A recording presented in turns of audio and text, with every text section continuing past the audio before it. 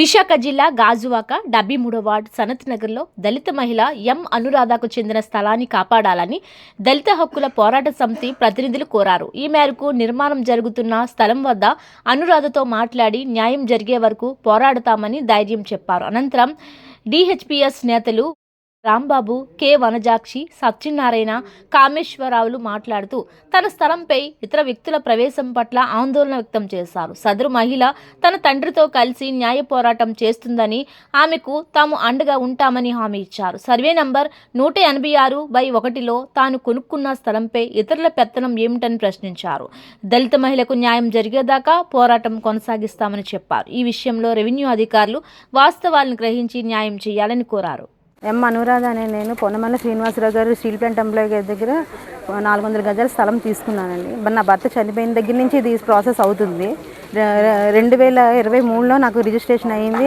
అంతకుముందు కూడా నా స్వాధీనంలోనే ఉంది అది. తర్వాత ఎప్పుడైతే 2025 మార్చిన నా కంటైనర్ అండ్ కరెంట్ బిల్లుతో నా కంటైనర్ ఉంటే దాన్ని బయటికి తీసేసి కొంతమంది లోనకి దౌర్జన్యంగా వచ్చి స్థలంలోకి వచ్చి దౌర్జన్యం చేయడం జరుగుతుంది. దీన్ని మీరందరూ పరిశీలించి నాకు న్యాయం చేయాలని ఎమ్మెల్యే గారు, కలెక్టర్ గారు అండ్ కమిషనర్ గారిని కోరుకుంటున్నాను. కేసు గెలిచామనేసి అబద్ధం చెప్తూ అండ్ కింద కోర్టులో కూడా కేసు నడుస్తుంది. ఆల్రెడీ February 2 నా సమన్స్ తీసుకొని 3rd నుంచి మళ్ళీ ఇది ఈ 15 డేస్లో ఇంతవరకు ఇమీడియట్గా ఎందుకు చేయాలండి? కొట్టడం, తిట్టడం, కాలంలో తోసేసి మెడలో చైన్ కూడా లాగేసి ఇప్పుడు నా భర్త చనిపోయిన నా పిల్లలకి ఇప్పుడు తల్లిగా కూడా లేకపోతే ఇంకా నా పిల్లలు ఎవరు చూస్తారండి? నా పేరు గుడాల రాంబాబు అండి. దళిత హక్కుల పోరాట సమితి విశాఖ జిల్లా ప్రధాన కార్యదర్శి. ఈ సిచ్యువేషన్ మన అనురాధ విషయం మీద సైట్ ఆవిడ శ్రీనివాసరావు గారి దగ్గర కొనుక్కోవడం జరిగింది. రిజిస్ట్రేషన్ కూడా చేసుకోవడం జరిగింది అనురాధ. అయితే అవతల పార్టీ వాళ్ళు కూడా రిజిస్ట్రేషన్ చేసుకున్నాము, మాకు కోర్టు ఆర్డర్ ఇచ్చిందని వాళ్ళు కట్టుకోవడం జరుగుతుంది. ఈ సమస్యను పరిష్కరించవలసింది స్థానిక ఎంఆర్ఓ గారు, అలాగే జిల్లా మేజిస్ట్రేట్ కలెక్టర్ గారు పరిశీలించి ఈ ల్యాండ్ విషయం మీద చేయాలని కోరుకుంటున్నాం. మరి ముఖ్యంగా ఆ దళిత మహిళ భర్త కూడా చనిపోయాడు అనురాధకి. ఆవిడ్ని కొట్టడం చాలా అమానుషంగా ఉంది.